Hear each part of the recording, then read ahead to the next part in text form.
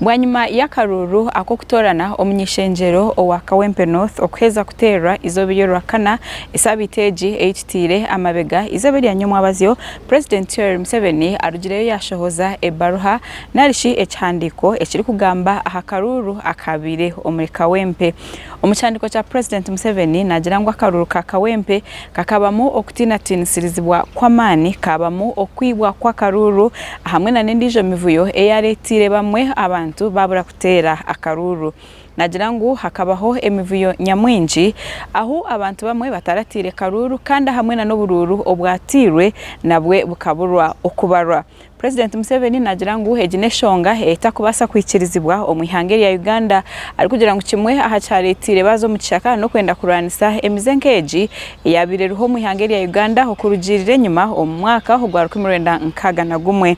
Nagirango kuchondoza kwaherize kutandika na mnonga kwenda kumanya akavuyo kakaletwa abantu ki ari kugira ngo abyo kwerinda kuri batarabire mu karuru nabwe hakantija kuremesibwa abantu nyamwinji okutera akaruru. Nagirango abamahe kurebekaho omukaruru nibabagendeye kureba ngo baretaho obusinje ari kugira ngo ekinabwe still kikuremesa abantu abarkwani benda kuremesa narisha abakwani benda gukora ebikorwa ebyo kwibo bururu nabo kugenda omisho obwahati yarugeyo yashoborora ngo kutera kw'abanyamakuru ejoneshonga eyi ariyo naza kureba ngo yabasa kuchondozwaho mnonga wena ngo habase kubaho oburinganiza aha bakozire bihagaro babase kureba ngo batwarwa omumbuga z'amateka. Ebyo bikiriyaho turebire abekibina echa NRM nabo bari kurugaye bebembere Secretary General Richard Todong bari kushoborora okuba rero nibaza kuza omukoti abo kugira ngo tubari kwikirizingana na nebyarangirirwe omukaruru aka Kawempe. The party is dissatisfied with the results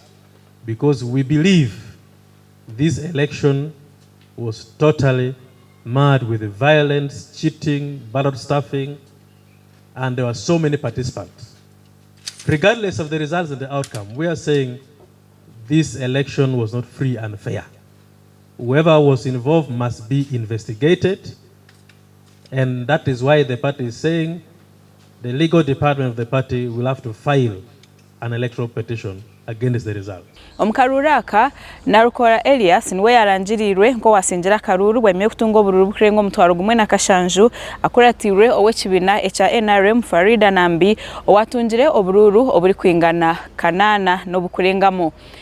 Eshongezo titukamanyire obwaba NRM barije kuza omukoti nko kubagambire konke byona tuja kwandi tubikwisiaho okubarazo mukoti ekirarwo mukoti na no kuchondoza okuriyo ni kukorwa.